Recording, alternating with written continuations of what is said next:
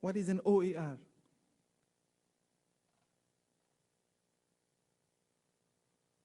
Okay, according to William and Flora Hewlett Foundation, OERs are teaching, learning, and research resources that reside in the public domain or have been released under an intellectual property license that permits their free use or repurposing by others.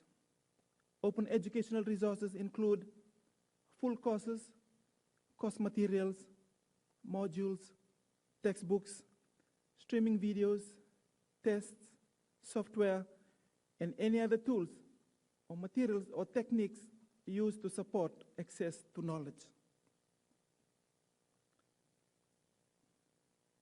So for us, okay, OERs are publicly available and they are free to use.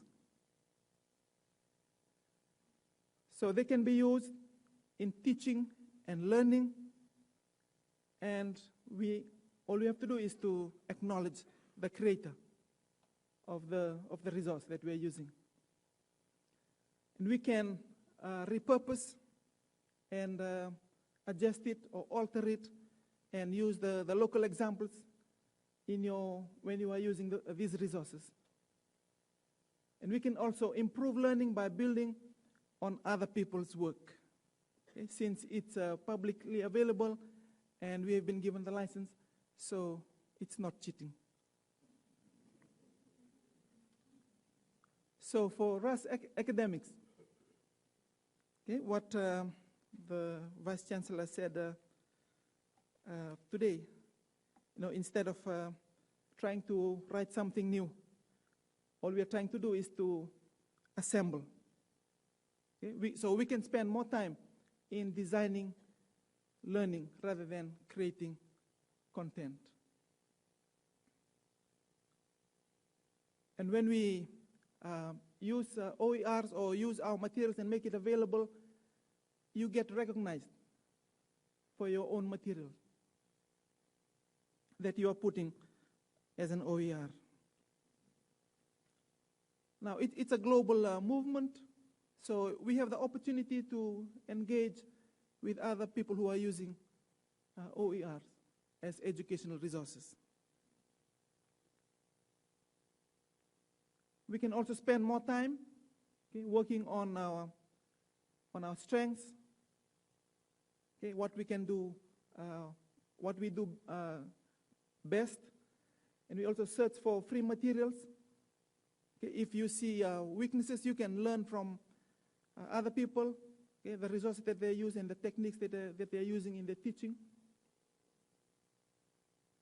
And you can also embed the use of OERs as part of your module or course review process. And lastly, you get recognition for your work, because others who are using your resources will attribute or acknowledge your work when they use your resources. Now, USP as a learning and teaching environment. USP is unique. There is no other institution that's like USP. We have 12 countries and 14 campuses. And the way we deliver our teaching and learning is different from any other institution. And a significant proportion of our students, they do their course through distance and flexible learning.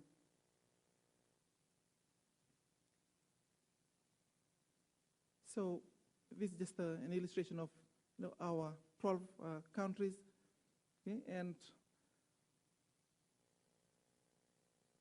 some of the challenges that we have in trying to bring about quality education to those we serve in the region. Our contacts with our regional students are limited to React tutorials, emails, and the use of Moodle platform.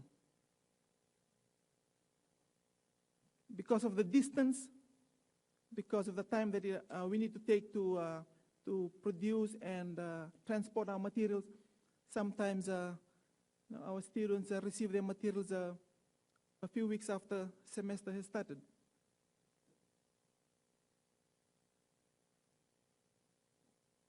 Okay, so the issue of time is always to the disadvantage of the students in the region, and I believe OER will be able to address some of the current challenges that we currently face. Now, two benefits of OER to the region. OER will provide an alternative to books. Okay? So I think one of the main challenges facing our students is the cost of education. The books are very expensive, the materials, and it's limiting the number of students who can enroll in at USP.